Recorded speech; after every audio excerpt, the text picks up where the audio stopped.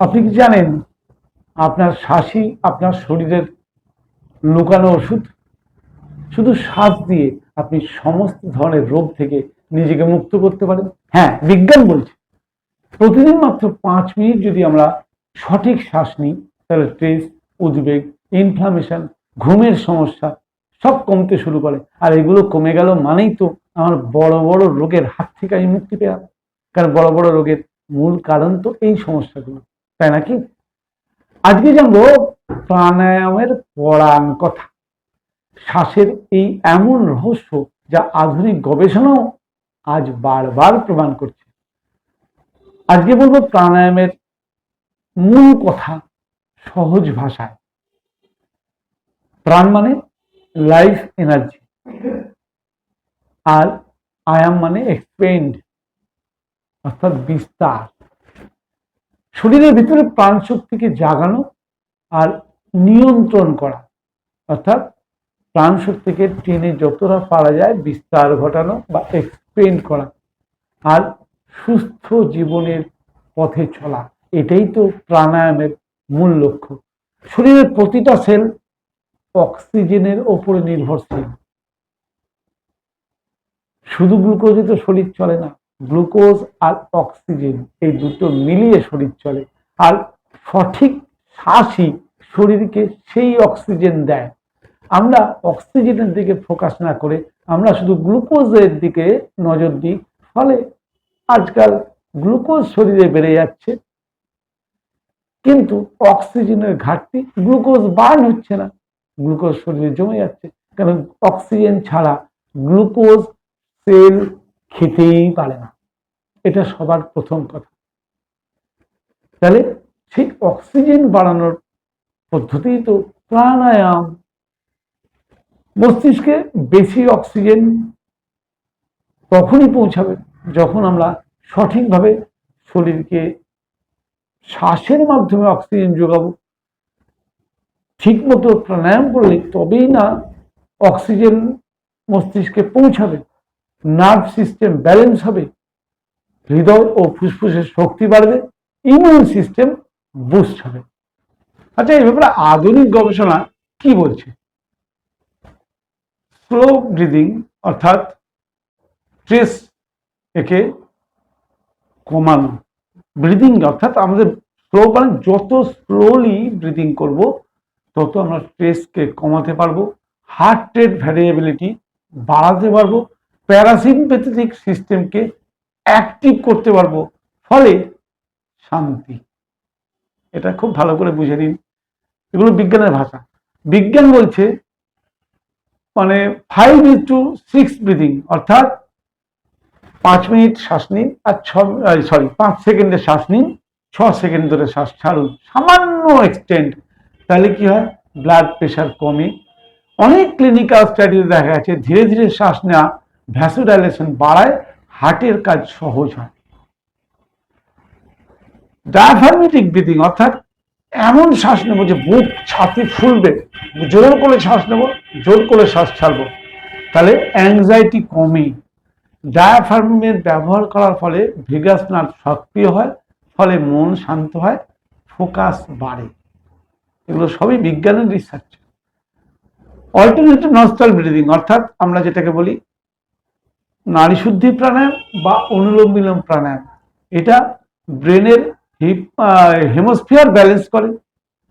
Easy স্টাডিতে দেখা যায় যে এই শ্বাস মস্তিষ্কের বাম ডাম দুই অংশকে ব্যালেন্স করে এবং চিন্তাকে পরিষ্কার করে। তাহলে বিজ্ঞানের সঙ্গে বৈদিক ঋষিমুনি ঋষিদের কতটা মিল একবার বোঝার চেষ্টা করুন।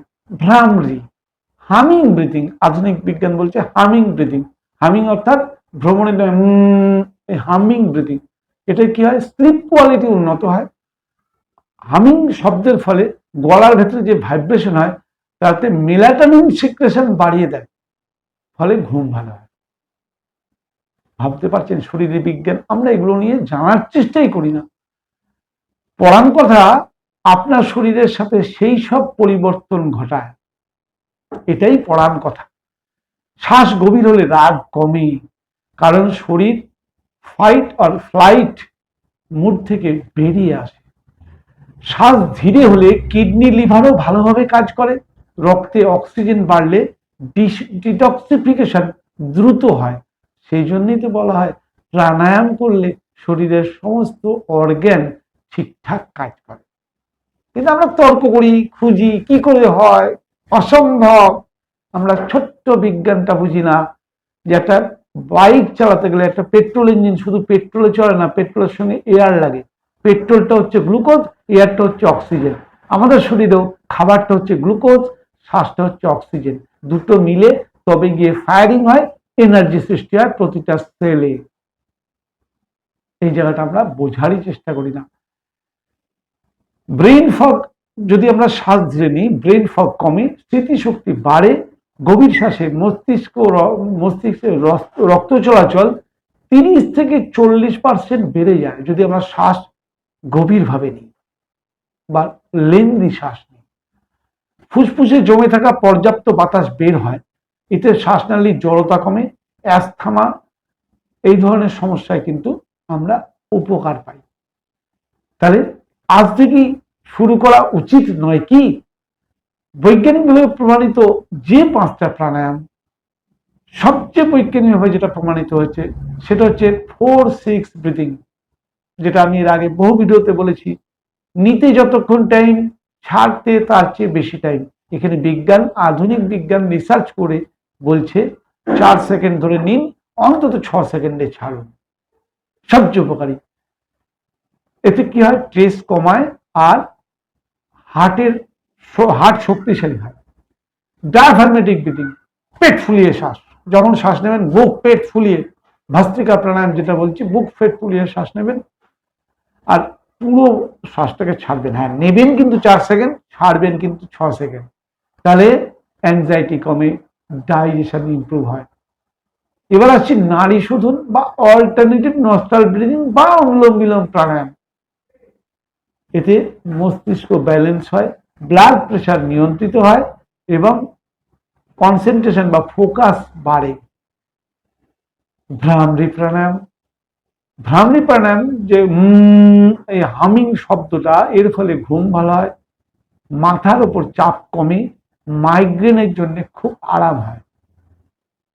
বিজ্ঞান আর একটা বিষয় খুব ভালো করে জোর দিয়ে বলেছে, বক্স ব্রিদিং।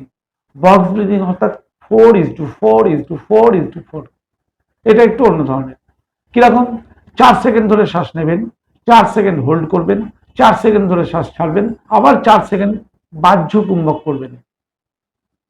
প্রথমে পূরক, তারপরে কুম্ভক, তারপরে রেচক, ফের কুম্ভক। 4 সেকেন্ড শ্বাস নেওয়া, 4 সেকেন্ড শ্বাস ছাড়া, 4 সেকেন্ড 4 সেকেন্ড নেওয়া, 4 সেকেন্ড কুম্ভক করা অর্থাৎ অন্তকুম্ভক, শ্বাস বন্ধ করে রাখা, 4 সেকেন্ড শ্বাস ছাড়া অর্থাৎ রেচক, ফের 4 সেকেন্ড বাইরে শ্বাস ছেড়ে দেওয়ার পর বন্ধ করে রাখা অর্থাৎ বাহ্য কুম্ভক। এটাকে বলা হয় বক্স ব্রিদিং। বক্স ব্রিদিং করলে কি হয়? মানসিক স্থিরতা সবচেয়ে বেশি বাড়ে এবং প্যানিক, যাদের প্যানিক অ্যাটাকে ভোগে তাদের জন্য এটা মারাত্মক উপকারী। সঠিক সময় ও সঠিক নিয়ম কি? প্রাণায়ামের জন্য সঠিক সময় ও সঠিক নিয়ম এর আগে বহু ভিডিওতে বলেছি, তবু আজকে আরেকবার মনে করিয়ে দিচ্ছি। সেটা হচ্ছে সকালে অবশ্যই খালি পেটে, ব্রাহ্ম মুহূর্তে সবচেয়ে উপকারী। প্রথমে জোর করে করবেন না, প্রথমে অল্প করে 2 মিনিট, 3 মিনিট, 5 মিনিট, 10 মিনিট দিয়ে শুরু করুন, আস্তে আস্তে বাড়ান। যখনই প্রাণায়াম করবেন মেরুদণ্ড সোজা রাখা দরকার। প্রাণায়ামে কখনো মুখ দিয়ে শ্বাস নিতে নেই, সবসময় নাক দিয়ে শ্বাস নিতে হয়। এবং এমন জায়গায় বসবেন যে জায়গাটা আপনাকে কেউ ডিস্টার্ব না করে, আওয়াজবিহীন, গন্ধবিহীন, পলিউশন যেখানে নেই, এই রকম জায়গায় আপনি বসে প্রতিদিন প্রাণায়ামের অভ্যাস করুন।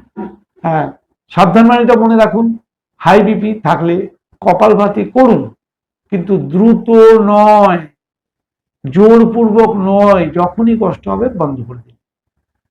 প্রেগনেন্সিতে ডক্টরের গাইডলাইন মেনে প্রাণায়াম করুন। কিছু প্রাণায়াম প্রেগনেন্সিতে করা যায় কিন্তু সব নয়, এটা মাথায় রাখবেন। অতএব কোনো বিশেষজ্ঞের পরামর্শ নিয়ে প্রেগনেন্সিতে প্রাণায়াম করবেন।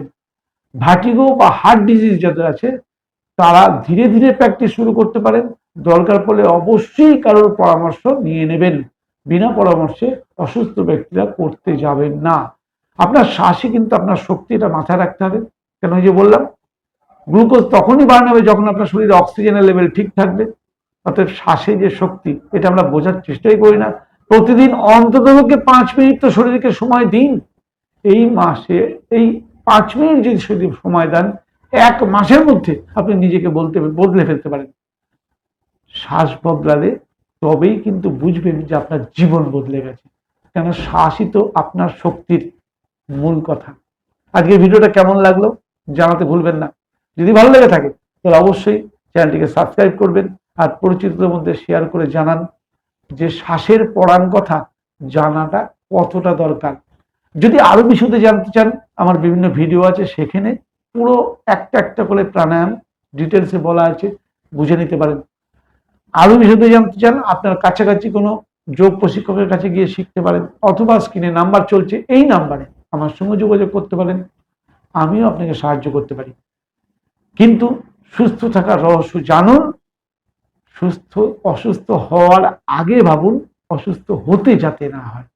অসুস্থ হয়ে গেলে তো আর কিছু করার নেই, তখন তো আধুনিক চিকিৎসা রয়েছে, ডাক্তাররা রয়েছে, হসপিটাল রয়েছে, যাবেন। কিন্তু স্বাস্থ্য সমৃদ্ধি চ্যানেল আপনাকে প্রতিনিয়ত প্রিভেনশন বেটার দ্যান কিওর এই একটা থিমের উপরে সব সময় আলোচনা করে যাচ্ছে যে কি করলে আমরা সুস্থ থাকতে পারি। নমস্কার, আগামী ভিডিওতে আবার দেখা হবে। ততক্ষণ পর্যন্ত প্রত্যহ প্রাণায়াম করুন, শ্বাসের ব্যায়াম করুন, সুস্থ থাকুন।